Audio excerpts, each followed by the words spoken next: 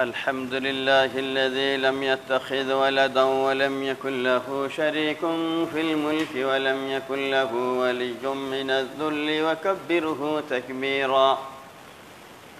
نحمده ونستعينه ونستغفره ونعوذ بالله من شرور أنفسنا ومن سيئات أعمالنا. من يهده الله فلا مضل له ومن يضلل فلا هادي له. وأشهد أن لا إله إلا الله وحده لا شريك له وأشهد أن محمدًا عبده ورسوله الذي أرسل إلى كافة الناس بشيرا ونذيرا وداعيا إلى الله بإذنه وسراجا منيرا. اللهم صل على محمد وعلى آل محمد كما صليت على إبراهيم وعلى آل إبراهيم إنك حميد مجيد. اللهم بارك على محمد وعلى آل محمد كما باركت على إبراهيم وعلى آل إبراهيم إنك حميد مجيد.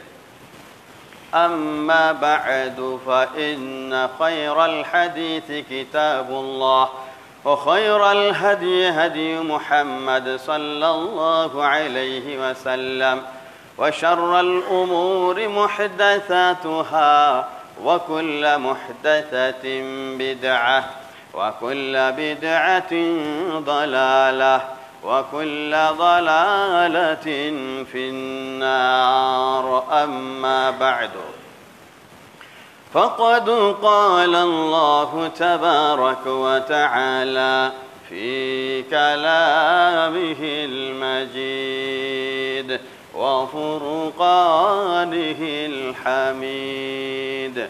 أعوذ بالله من الشيطان الرجيم. বিসমিল্লাহির রহমানির রহিম আফামান ওয়া'আদনাহু ওয়া'দান হাসানা فهو لاقيه كمن متعناه متاع الحياة الدنيا ثم هو يوم القيامة من المحضرين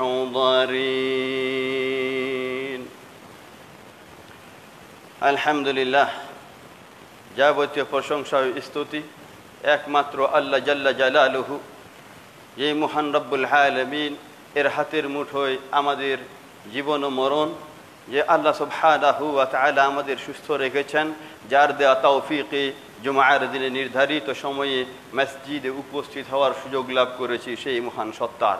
তাই শুরুতেই যে আল্লাহ রাব্বুল আলামিন অসংখ্য অগণিত নিয়ামতে আমাদের ভরপুর করে দিয়েছেন, তার কৃতজ্ঞতা প্রকাশ করছি আলহামদুলিল্লাহ। সালাত ও সালাম, রহমত ও শান্তি বর্ষিত হোক বিশ্বশ্রেষ্ঠ ব্যক্তিত্ব রহমাতাল লিল আলামিন মুহাম্মাদুর রাসূলুল্লাহ সাল্লাল্লাহু আলাইহি ওয়াসাল্লামের উপরে। অতঃপর সম্মানিত মুসল্লিবৃন্দ, আজকের সংক্ষিপ্ত খুতবা এর লক্ষ্যে সূরাতুল কসাস এর একটি আয়াত উল্লেখ করেছে। আল্লাহ রাব্বুল আলামিন তৌফিক আতা করলে এই আয়াতকে সামনে রেখে অতি সংক্ষেপে কিছু বলে খুতবা শেষ করব। আমা তৌফিক ইল্লা বিল্লাহ। আল্লাহ সুবহানাহু ওয়া তাআলা আমাদের মানুষ হিসেবে সৃষ্টি করেছেন, এই পৃথিবীর বুকে ছেড়ে দিয়েছেন। এই পৃথিবী হলো কর্মক্ষেত্র, এখানে আমরা কাজ করব। এই পৃথিবীতে এই কর্মক্ষেত্রে জীবনযাপন করতে গেলে খেতে হয়, পান করতে হয়, বসবাস করতে হয়। তাই স্বাভাবিক এই প্রয়োজন পূরণের জন্যে দুনিয়ার বিভিন্ন কাজের সঙ্গেও আমাদের সম্পৃক্ত হতে হয়।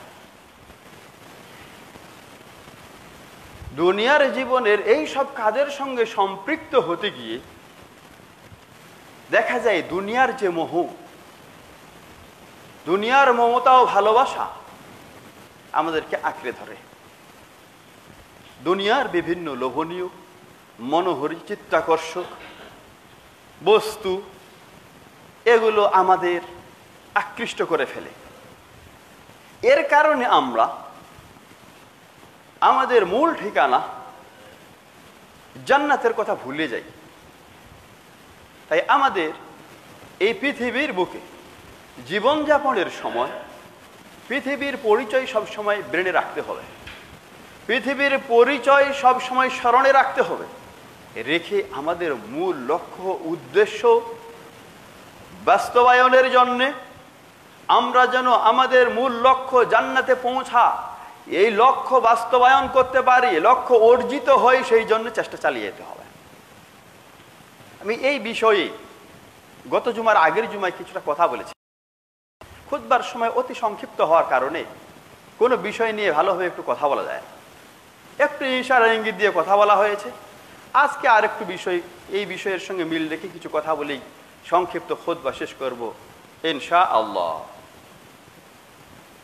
সেই দিনে দুনিয়ার একটু পরিচয় তুলে ধরা হয়েছিল। কোরআন, হাদিস ও মুনিশিদের কথা দুনিয়ার যে পরিচয় ফুটে উঠেছে সেই দিকে একটু ইঙ্গিত করেছিলাম। যে দুনিয়ার পরিচয় কি, দুনিয়ার জীবনটা কি ধরনের। দুনিয়ার জীবন এটা খুব দ্রুত গতিতে ধাবমান চলে যাচ্ছে।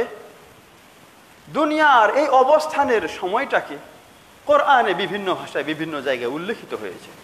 যারা এই দুনিয়াকেই মূল ঠিকানা হিসেবে গ্রহণ করে এরা জাহান্নামে গেলে পরে এদের জিজ্ঞাসা করা হবে যে কি ধরনের দুনিয়াতে কতদিন বসবাস করেছো তোমরা। কে উত্তর এক এক সময় এক এক রকমের হবে। কেউ বলবে ইল্লা সাআতাম মিনান নাহার, কেউ বলবে গায়রা সাআহ, কেউ বলবে ইয়াউম আও বা'দা ইয়াউম। আল্লাহ বলছেন ইল্লা কালিলা, দুনিয়ার জীবনটা 1 ঘন্টার মতো, দিনের অংশ বিশেষ, একটা দিন বা দিনের অংশ বা অর্ধেকটা। আল্লাহ শেষে তাদের বলছেন যে দুনিয়ার জীবনটা ইল্লা কালিলা লাউ আন্নাকুম কুনতুম তা'লামুন, যদি তোমরা জানতে এই দুনিয়ার জীবন অতি সামান্য একটা জীবন। মুদ্দা, সময়কাল দুনিয়ার, এটা খুবই সামান্য। অনুরূপভাবে যেটা আমরা সেদিন জেনেছি বুখারীর হাদিসের ভাষায়, পরকালের তুলনায় দুনিয়াটার, এই দুনিয়ার পরিধি হলো একটা করা রাখার জায়গা। একটা করা, জান্নাতে করা রাখার জায়গা যেইটুকু, ওটা দুনিয়া এবং দুনিয়া থেকে শ্রেষ্ঠ। এই দুনিয়া পরিধি পরকালের তুলনায় একটা করা, একটা চাবুক রাখার জায়গা। দুনিয়ার জীবন হলো পথিকের জীবনের, দুনিয়ার জীবন পথিকের জীবনের। দুনিয়ার মূল্য আল্লাহ রাসূল সাল্লাল্লাহু আলাইহি ওয়াসাল্লামের ভাষায় কতরাতুম মিনাল মা, পানির একটা বিন্দু সমুদ্রে আঙ্গুল ঢুকিয়ে বের করে নিয়ে আসলে যে একদম পানি, সেটা হলো দুনিয়া। দুনিয়ার মূল্য রাসূলের ভাষায় অন্য হাদিসে একটা মশার ডানা বা এর থেকে নগণ্য। এই হলো দুনিয়া। তাই দুনিয়ার ব্যাপারে মনীষীদের কেউ বলতে গিয়ে বলছেন আদ-দুনিয়া দারুন মান লা দারা লাহা, দুনিয়া হলো তারই আবাস গৃহ যার পরকালে আবাস গৃহ নেই। ওয়া মালুন মান লা মালা লাহা, ওই লোকের জন্য সম্পদ এই দুনিয়া যার পরকালে কোনো সম্পদ থাকবে না। ওয়া লাহা ইয়াজমাউ মান লা আকলা লাহা, এই দুনিয়ার জন্য সঞ্চয় করে যার জ্ঞান বুদ্ধি নেই, বিচক্ষণতা নেই।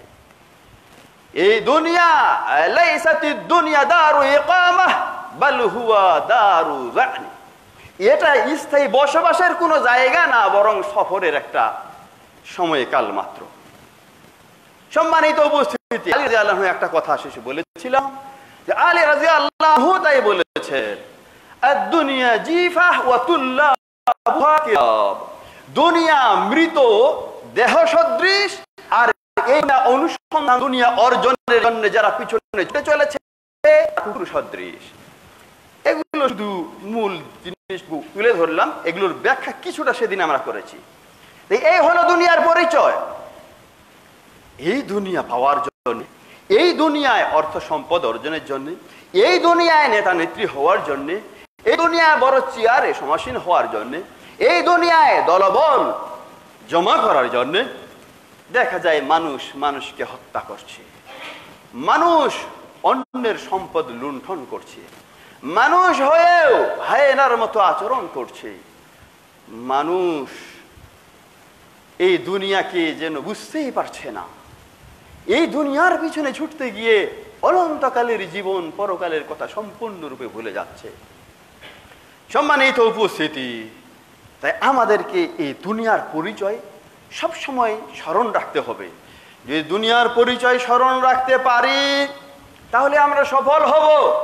দুনিয়ার পরিচয় যদি স্মরণ রাখতে না পারি তাহলে আমরা ব্যর্থ, পরকালে ক্ষতিগ্রস্ত হতে হবে আমাদের। এই আলোচনা যেটুকু সেই দিন হয়েছে, সেই দিনের আলোচনা মোটামুটি এই পর্যন্তই। হয়তোবা অনেকে এখন ধারণা করে নিয়েছে ও তাহলে যারা বৈরাগ্যবাদী জীবন যাপন করে দুনিয়া ছেড়ে দিয়ে ওই বন জঙ্গলে চলে গেল, অথবা মসজিদে গিয়ে শুধু তাসবিহ তাহলিল করে জীবন কাটলো, নিজে খাইলো কি না খাইলো, সন্তান সন্ততির কি হইলো কোনো খোঁজ খবর নাই, এমন একটা জীবনের বোঝা দরকার না। এমন একটা জীবনকে ইসলাম সমর্থন করে না। ইসলাম শিক্ষা দেয় এমন শিক্ষা, যেই শিক্ষার মাধ্যমে একজন মানুষ প্রকৃত মানুষ হিসেবে জীবন যাপন করতে পারবে, দুনিয়াতে পরনির্ভরশীল হবে না, অন্যের মুখাপেক্ষী হতে যাবে না, মান সম্মান ও ইজ্জত নিয়ে ইনসাফের সঙ্গে মানুষের মতো জীবন যাপন করবে, কুকুর হায়েনার মতো হবে না আবার দুনিয়ার দিকে খেয়াল করতে গিয়ে, সাথে সাথে এই দুনিয়াতে আকৃষ্ট হয়ে গিয়ে অনন্তকালের সুখের জীবনের কথা ভুলেও যাবে না। বরং এই দুনিয়া এটা হচ্ছে কর্মক্ষেত্র, এখানে কাজ করবে, পরকালের পুঁজি সংগ্রহ করবে, আল্লাহ যে উদ্দেশ্যে পাঠিয়েছেন সেই উদ্দেশ্য বাস্তবায়নে সবসময় সচেতন থাকবে সে। সাথে সাথে যেহেতু এখানে কালাতিপাত করতে হচ্ছে কিছু, তাই খাদ্য পানীয় ও বাসস্থানের প্রয়োজন, এইটুকুর জন্য শুধু যতটুকু দরকার ততটুকু করবে। সম্মানিত উপস্থিতি, আমি আয়াত একটা উল্লেখ করেছি 61 নং আয়াত সূরাতুল কসাসের। এই আয়াতে আল্লাহ সুবহানাহু ওয়া তাআলা বলছেন আফামান ওয়া'আদনাহু ওয়া'দান হাসানান ফাহুয়া লাকিহ। আমি যাদেরকে ওয়াদা দিয়েছি, উত্তম ওয়াদা, উত্তম প্রতিশ্রুতি দিয়েছি যাদেরকে, এই প্রতিশ্রুতি সে অর্জন করবে, বাস্তবায়ন হবেই হবে। পরকালের যে দুনিয়াতে কাজকর্ম করবে এটার ফলাফল প্রতিকার পরকালে পাবে আল্লাহর কাছে। এই ধরনের প্রতিশ্রুতি অনুযায়ী যারা কাজ করে এরা ওয়াকামাম আনাহু মাতাআল হায়াতিদ দুনিয়া সুম্মা হুয়া ইয়াউমাল কিয়ামাতি মিনাল মুহদারিন। আর এক শ্রেণীর মানুষ যাদেরকে দুনিয়ার উপভোগীয় বিভিন্ন কিছু আমি দিয়েছি, দুনিয়াতে এই সাময়িক এই স্বল্প জীবনের উপভোগীয় অনেক কিছু পেয়েছে, এরপরে কিয়ামতের দিন সে জাহান্নামে উপস্থিত হবে, জাহান্নামে উপস্থিত করা হবে। এই দুই শ্রেণীর মানুষ কি সমান হতে পারে? এক শ্রেণীর মানুষ দুনিয়াতে কিছু বস্তু, দুনিয়াতে কিছু উপকরণ পেয়ে এটা নিয়ে খুশিতে বাগবাগ হয়ে গেছে। আর এক শ্রেণীর মানুষ পরকালের যে ওয়াদা, সত্য উত্তম ওয়াদা, সেই ওয়াদা বাস্তবায়নের জন্য কাজ করে। এই দুই শ্রেণীর মানুষ কি কখনো এক হতে পারে? না, কখনো এক হতে পারে না। সম্মানিত উপস্থিতি, তাই পরকালের আল্লাহর যে ওয়াদা রয়েছে, আল্লাহ যে প্রতিশ্রুতি দিয়েছেন আমাদেরকে পরকালের সুখের, জান্নাতের, বিভিন্ন ধরনের নিয়ামতের, এগুলো নিয়ামত পাওয়ার জন্য আমাদের সব সময় প্রস্তুত থাকতে হবে, সব সময় কাজ চালিয়ে যেতে হবে। দুনিয়ার বিভিন্ন লোভ লালসা, দুনিয়ার সম্পদ ও দুনিয়ার ক্ষমতা ও পদমর্যাদা আমাদেরকে যেন সঠিক পথ থেকে পদচ্যুত করতে না পারে, এটা সব সময় স্মরণ রাখতে হবে, আমাদেরকে সব সময় স্মরণে রাখতে হবে। কারণ আল্লাহর যে রিজিকের ওয়াদা, আল্লাহর যে রিজিক, এটা হলো অতি উত্তম। তোমার প্রতিপালকের যে রিজিক রয়েছে সেটা হলো অতি উত্তম ও স্থায়ী, অতি উত্তম স্থায়ী। আল্লাহ সুবহানাহু ওয়া তাআলা এই আয়াতে বলছেন, এই আয়াতে আল্লাহ সুবহানাহু ওয়া তাআলা বলছেন ওয়ালা তামুদ্দান্না আইনাইকা ইলা মা মাত্তা'না বিহি আজওয়াজাম মিনহুম। এই দুনিয়ার অনেক ধন সম্পদের অধিকারী বা এমন অনেক মানুষকে দুনিয়াবি বিভিন্ন ধরনের সম্পদ, প্রাচুর্যতা, বিভিন্ন উপকরণ আমি যে দান করেছি, এদের দিকে তুমি মনোনিবেশ করিও না, এদিকে তোমার দৃষ্টি সম্প্রসারিত করিও না। কারণ এগুলো হলো জাহরাতাল হায়াতিদ দুনিয়া লিনাফতিনাহুম ফি, এগুলা দুনিয়ার উপকরণ, দুনিয়ার সৌন্দর্য, যেন আমি তাদেরকে এই দুনিয়ায় পরীক্ষা করি, পরীক্ষার জন্য এই উপকরণগুলো দিয়েছি, পরীক্ষা করার জন্য এগুলো আমি দিয়েছি। ওয়া রিজকু রাব্বিকা খায়রু ওয়া আবকা, আর তোমার প্রতিপালকের যে রিজিক সেটা হলো অতি উত্তম ও স্থায়ী। মুফাসসিরিনে কেরাম বলছেন আল্লাহ সুবহানাহু ওয়া তাআলা এই দুনিয়ায় উপকরণ যেগুলো দিয়েছেন এগুলো সাময়িক, এগুলো বিলীন হয়ে যাওয়ার, এগুলো জায়েল হয়ে যাবে, এগুলো চলে যাবে, ধ্বংস হয়ে যাবে। আর আল্লাহ যে রিজিক দিয়েছেন সেটা স্থায়ী ও উত্তম। আল্লাহ রিজিক কি বলছেন? আল্লাহ রিজিক দুনিয়া এবং পরকালে আছে। এই আয়াতের তাফসীর, রিজিক বলতে তো আল্লাহ যেগুলো দিয়েছেন সবই।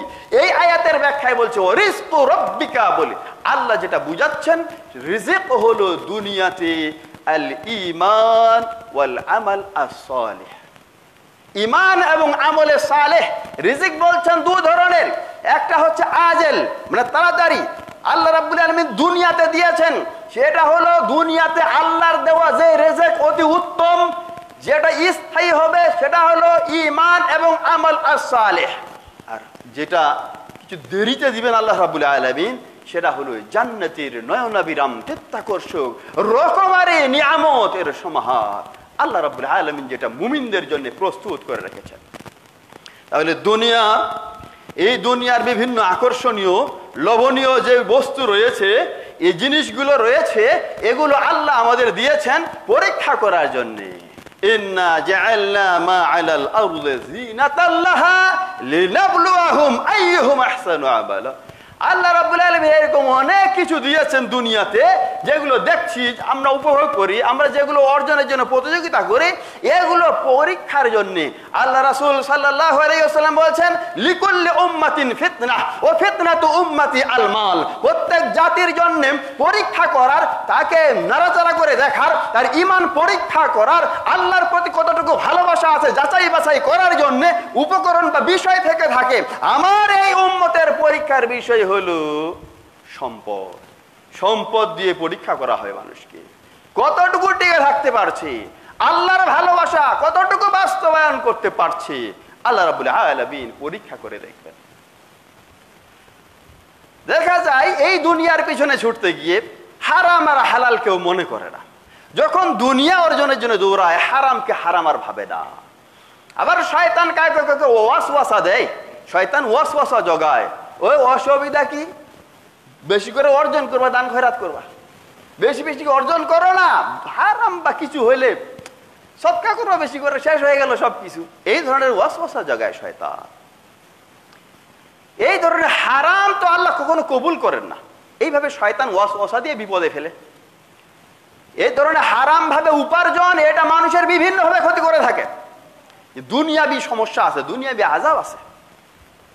যদি হারাম হয় এবং যেগুলোর মাধ্যমে ফাসাদ সৃষ্টি করা হয়, বিশৃঙ্খলা সৃষ্টি করা হয়, এলোমেলো বিভিন্ন সমস্যা সৃষ্টি করে, এমন অর্থ সম্পদ এগুলো পৃথিবীর বুকেও বিশৃঙ্খলা সৃষ্টি করে, এর কারণে কবরে আযাব হয়, এর কারণে পরকালে শাস্তি হয়। সুফিয়ান সাউরি রাহিমাহুল্লাহ তিনি বলছেন, হারাম ভাবে অর্থ উপার্জন করে সদকা করার দৃষ্টান্ত হলো যেমন প্রসাব দিয়ে কাপড় পবিত্র করা। কেউ যদি কাপড়কে প্রসাব দিয়ে পবিত্র করতে চায়, তাহলে যেমন কাপড় পবিত্র হবে না, অনুরূপ ভাবে হারাম সম্পদ দিয়ে যদি কেউ গুনাহমাফ করতে চায়, সেই গুনাহমাফ হবে না। কারণ সেই মুসলিমের হাদিসে আল্লাহ রাসূল সাল্লাল্লাহু আলাইহি সাল্লাম থেকে বর্ণিত হয়েছে যে ইন্নাল্লাহা তাইয়্যিবুন লা ইয়াকবালু ইল্লা তাইয়্যিবা। আল্লাহ হলেন পবিত্র, পবিত্র ছাড়া, উত্তম জিনিস ছাড়া তিনি গ্রহণ করেন না। যদি এমন সম্পদ হয় যেগুলোর দ্বারা ফাসাদ সৃষ্টি হবে, আল্লাহর নিয়ামতের কথা ভুলে যাবে, নিজের কর্তৃত্ব জাহের করতে চায়, যেমনি ভাবে কারণ করেছিল, তাহলে দুনিয়াতে আযাব নেমে আসে। এই সমস্ত হারামের প্রতিযোগিতার কারণে দুনিয়াতে গজব নেমে আসে। যেমন কারণকে জমিন সহ সম্পদ সহ দুনিয়াতেই ধসিয়ে দেওয়া হয়েছে জমিনের বুকে। আল্লাহ বলছেন,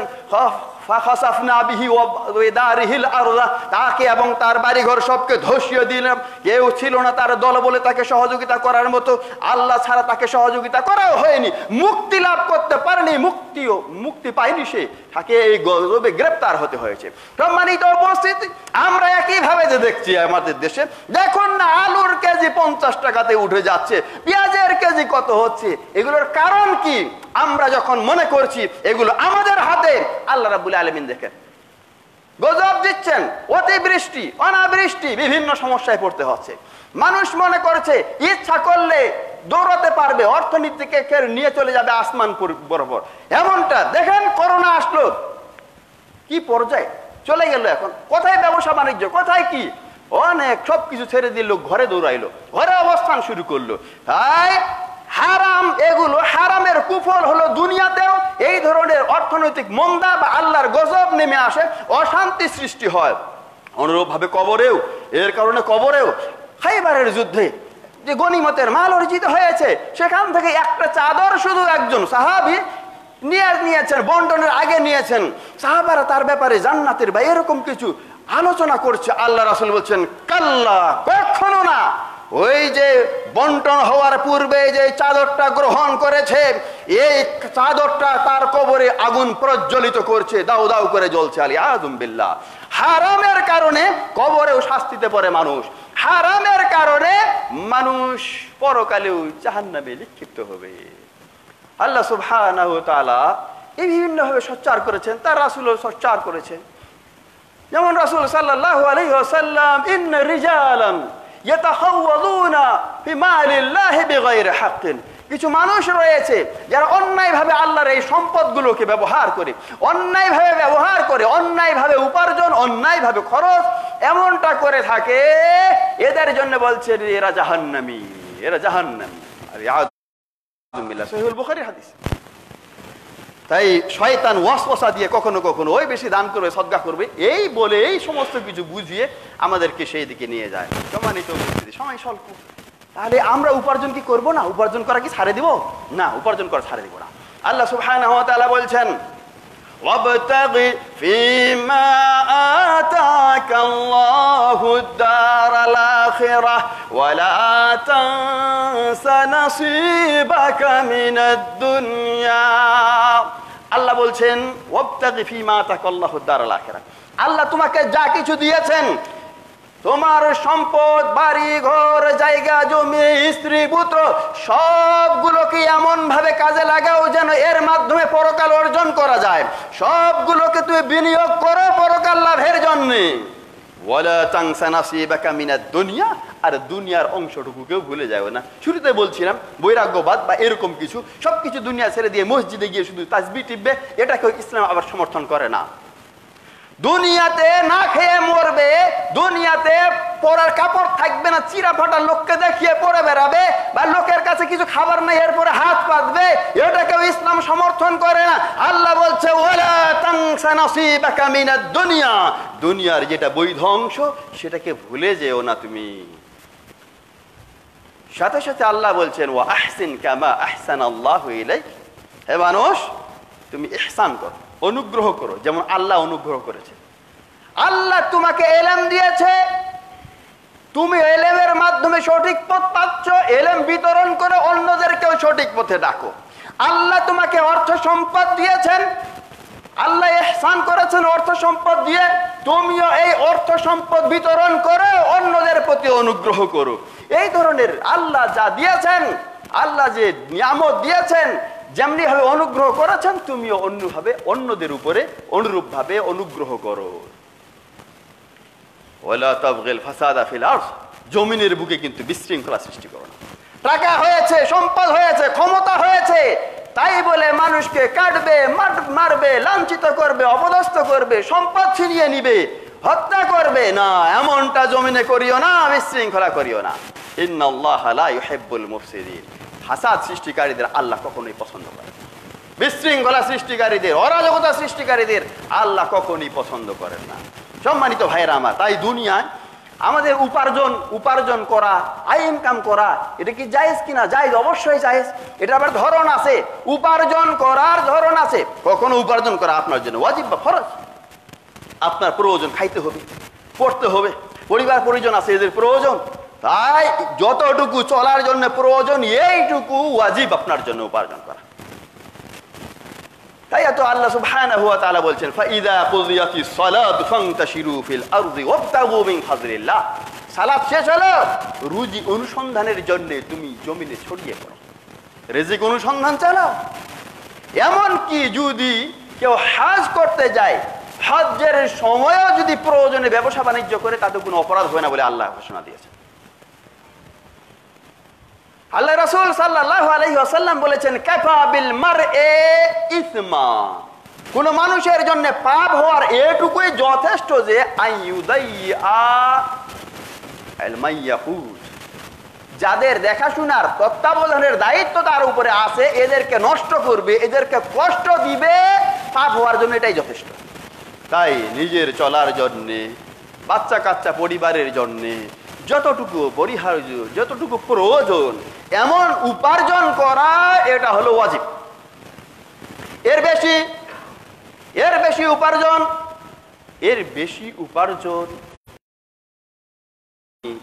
বেশি আয় ইনকাম করব, সাদকা করব, আল্লাহ রাস্তায় দিব, এই ক্ষেত্রে আলেমরা কেউ কেউ এটাকে মুস্তাহাব বলছেন।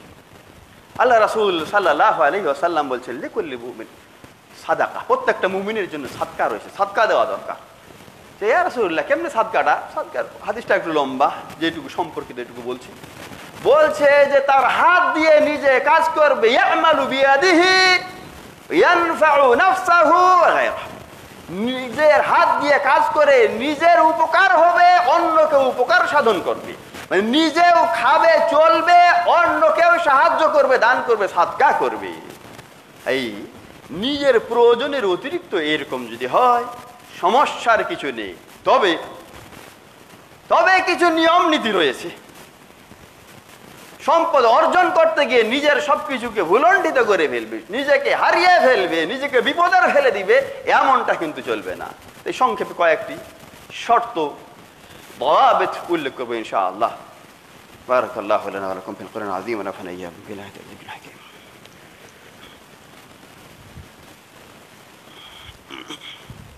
ইন্নাল হামদুলিল্লাহ ওয়া সলাতু ওয়া সালামু আলা রাসূলিল্লাহ ওয়া আলা আলিহি ওয়া সাহবিহি ওয়া মান ওয়ালা, আম্মা বা'দু। সম্মানিত উপস্থিতি, এই সম্পদ উপার্জন করা জায়েজ, সমস্যার কিছু নেই, এটা জায়েজ। এর ক্ষেত্রে শর্ত, মানে প্রয়োজনের থেকে অতিরিক্ত বলেছি, যেইটুকু প্রয়োজন খাইতে পড়তে পরিবারের জন্য যতটুকু প্রয়োজন, যতটুকু না হলে চলে না, এটুকু ওয়াজিব। এর অতিরিক্ত বললাম যে মুস্তাহাব বলেছেন আলেমরা কেউ কেউ, মুস্তাহাব উত্তম যদি দান খয়রাত বা ইত্যাদি করে। এখানে কয়েকটি শর্ত উল্লেখ করতে চাই এই ধরনের সম্পদ উপার্জনের ক্ষেত্রে। সর্বপ্রথম, সম্পদ উপার্জনের ক্ষেত্রে খেয়াল রাখতে হবে সম্পদ উপার্জন করতে গিয়ে পরকালের উপর দুনিয়াকে যেন প্রাধান্য না দেওয়া হয়। দুনিয়াকে প্রাধান্য মানে সম্পদ উপার্জন করতে গিয়ে পরকালীন কাজ থেকে দূরে সরে আসা। আল্লাহ রাব্বুল আলামিন যে কাজের আদেশ দিয়েছেন কাজ থেকে দূরে সরে আসা। মনে করুন হজ ফরজ হয়েছে, আপনি বলছেন এইবার যে ব্যবসার ব্যবস্থা এইবার সম্ভব হবে না, তার মানে দুনিয়াকে প্রাধান্য দেওয়া হলো। অনুরূপ ভাবে যাকাত প্রদানের ক্ষেত্রে যাকাত দেওয়া থেকে বিরত থাকলেন না, অথবা জামাতে সালাত পড়া ফরজ, আপনি কাজের ব্যস্ততার কারণে জামাত ছেড়ে দিলেন। সম্পদ উপার্জন করতে গিয়ে এই উপার্জনের ব্যস্ততা আল্লাহ যে আদেশ দিয়েছেন সেটা থেকে বিমুখ করে ফেলবে, তাহলে চলবে না। দুনিয়াকে পরকালের উপরে প্রাধান্য দেওয়া যাবে না। সম্পদ উপার্জন করতে গিয়ে সম্পদ অর্জনের ক্ষেত্রে এমন যেন না হয় এই সম্পদ আপনাকে দুনিয়া নিয়ে মেতে ওঠা পর্যায়ে নিয়ে যাবে, দুনিয়া নিয়ে আপনি খুশিতে বাগবা। যাদের ব্যাপারে আল্লাহ বলেছেন ওয়াফারিহু বিল হায়াতিদ দুনিয়া, তারা দুনিয়া নিয়ে খুশি হয়েছে, আনন্দিত হয়েছে।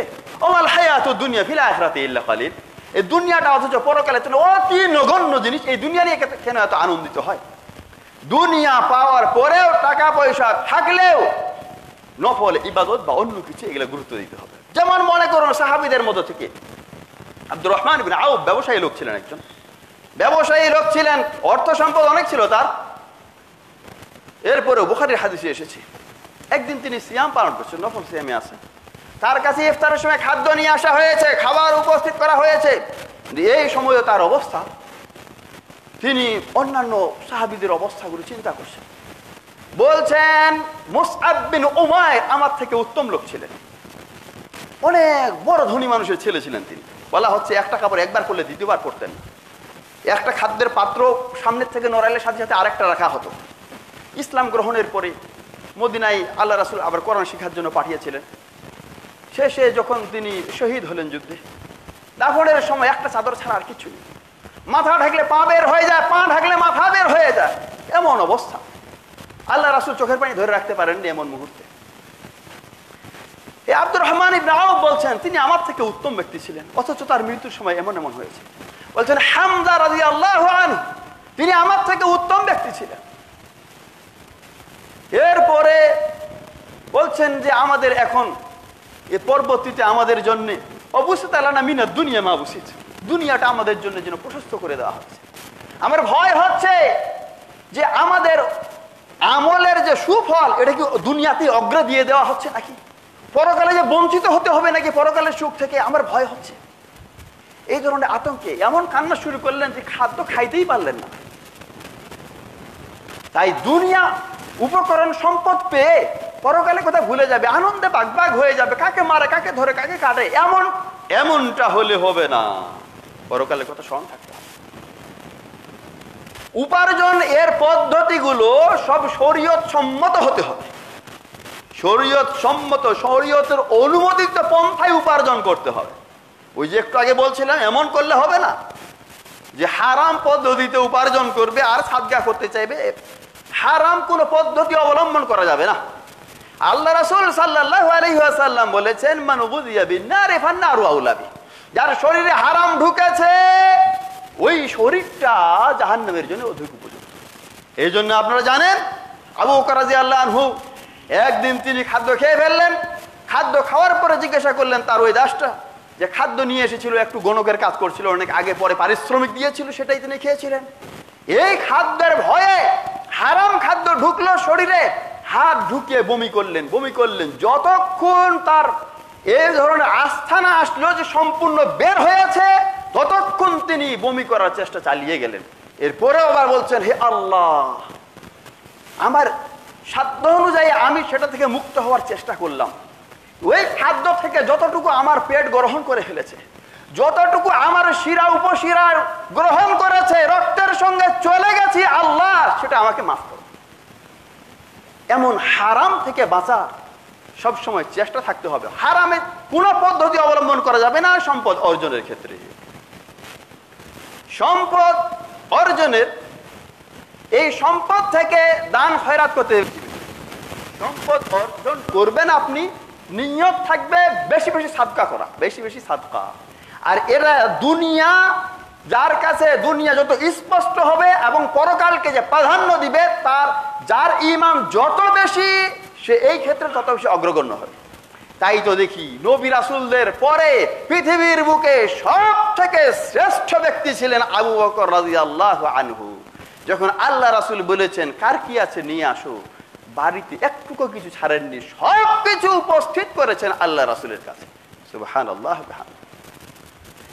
হারাম থেকে কত সতর্ক ছিলেন, আবার পরকালের জন্য সবকিছুকে উজাড় করে দিয়েছেন।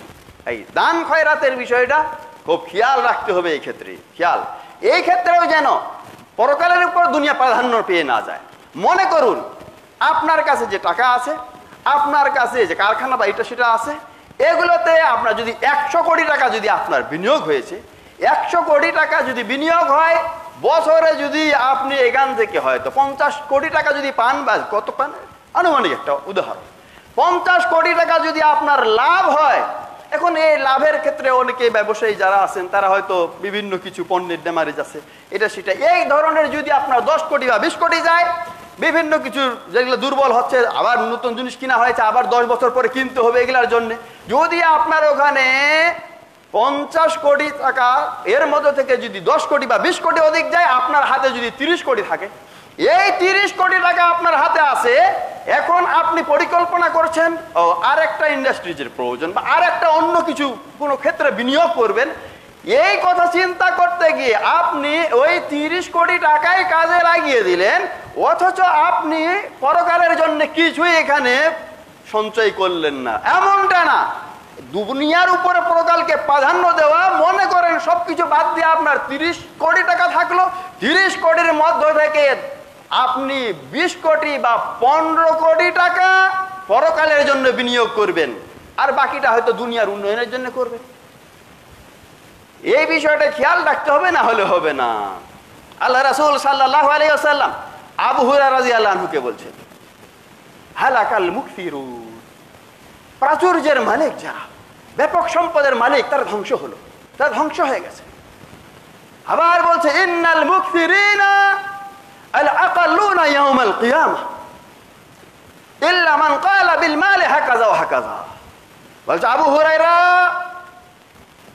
প্রাচুর্যের মালিক, ব্যাপক সম্পদের মালিক যারা, এরাই কিয়ামতের দিন সব থেকে কম অর্জন করবে, সব থেকে নিম্নমানের হবে, অল্প কিছু পাবে।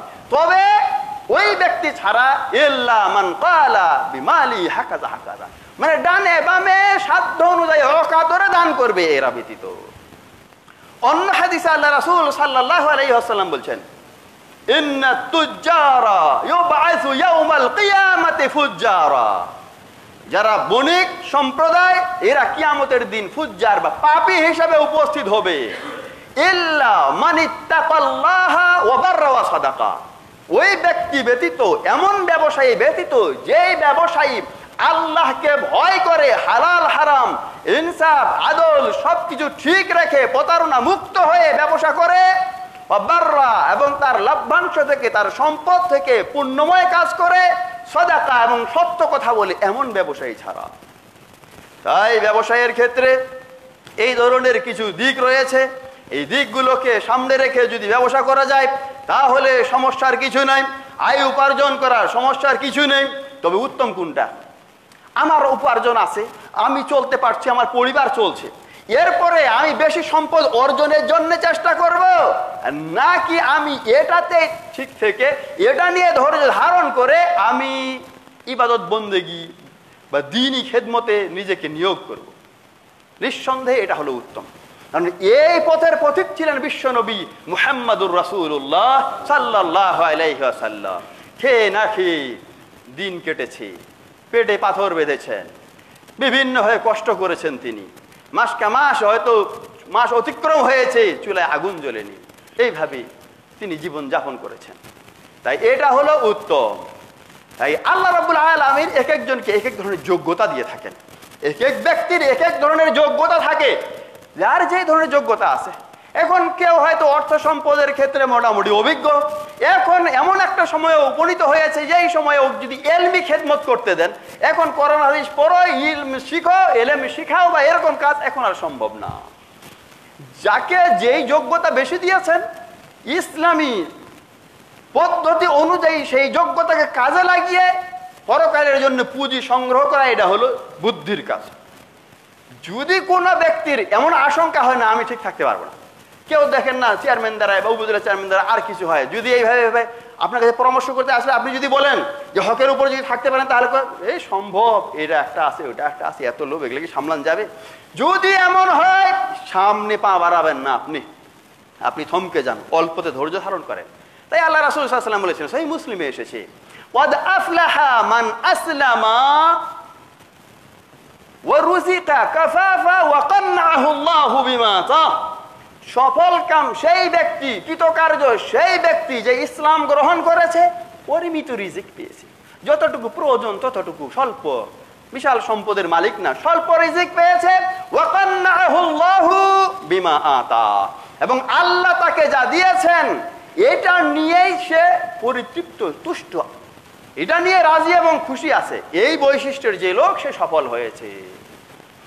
আপনি বেশি সম্পদ অর্জন করবেন, যে শর্ত কয়েকটা বলা হয়েছে, আরো কিছু ছিল, যে এগুলো ঠিক রাখে যদি করতে পারেন করুন, যদি না পারেন, নিজেকে নিয়ন্ত্রণ করতে পারবেন না, অর্থ সম্পদের বেশি লোভ লালসার কারণে দেখবেন যে হয়তো ডানে বামে হাত বাড়াবে, হারামের দিকেও হাত সম্প্রসারিত হবে, অথবা দান খরচ করা দরকার সেটা হবে না, বিভিন্ন মিথ্যা কথা বা এটা সেটা ও দেখেন বিভিন্ন সমস্যা হয়ে থাকে। দেখেন কখনো আপনার বিভিন্ন কর্মচারী আছে, কোনো কর্মচারীর কিছু পাওনা আছে, আপনি ভুলেই গেছেন, আপনার স্মরণে নেই, বিভিন্ন দিকে আপনার বিনিয়োগ আছে, কোনো ক্ষেত্রে যাকাত আদায় হয়নি, আপনি জানেনই না।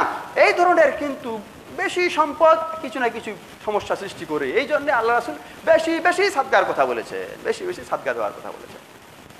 সম্মানিত উপস্থিতি, এখন পরকালমুখী হওয়া, দুনিয়ার ক্ষেত্রে দুনিয়া বিরাগী হওয়া, এই দিকটাতে দিনের উপরে অটল অবিচল থাকা, এর শিক্ষা এটা আমরা কেমনে পাবো, কেমনে হবে? এর জন্য বিভিন্ন দিক রয়েছে, বিভিন্ন দিক রয়েছে, যেই দিকগুলো সহায়ক হয়ে থাকে।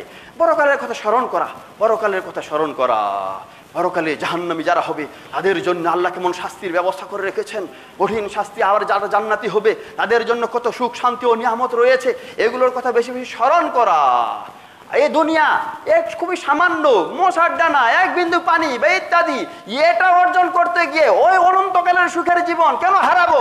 এগুলো একটু খেয়াল করা, পর্যালোচনা করা, নিজের নফসের নিজে আত্মসমালোচনা করা, নিজের নফস কোনো কিছু নিয়ে দুনিয়াবি কিছু আনন্দ উপলব্ধি করে আরো এটা এরমান করে, তাই নফসকে তিরস্কার করা, নফসকে নিয়ন্ত্রণের জন্য চেষ্টা করা, কোরআন হাদিস পড়া এবং বেশি বেশি দ্বীনি কাজের সঙ্গে সম্পৃক্ত হওয়া, দুনিয়াবি লোকজনের সঙ্গে উঠা বসা কম করা।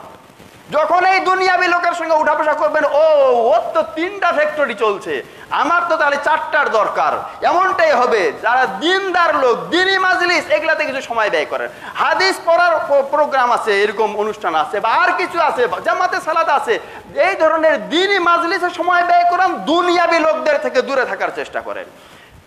যারা দুনিয়াকে পাত্তা দেয়নি, দুনিয়া পিছনে দৌড়িয়েছে, এরপর লাথি মেরে দুনিয়াকে দূরে সরিয়েছে, এমন লোকদের জীবনী পড়ুন। সাহাবীদের জীবনী, তাবেঈদের জীবনী, বিশ্বনবী মুহাম্মদুর রাসূলুল্লাহ সাল্লাল্লাহু আলাইহি ওয়াসাল্লামের জীবনী, যাকে পাহাড় স্বর্ণ করে দেওয়ার জন্য আল্লাহ বলেছিলেন, গ্রহণ করেননি, বলছেন ইয়া আল্লাহ একদিন আমি খাবো, হে তোমার শুকর আদায় করব, একদিন না খেয়ে ক্ষুধায় থেকে আমি ধৈর্য ধারণ করব, এই পথ অবলম্বন করেছেন। এগুলির জীবনী পড়তে হবে, তাহলে পরকালে মুখী হওয়া যাবে, দুনিয়া থেকে নিজেকে হেফাজত করা যাবে।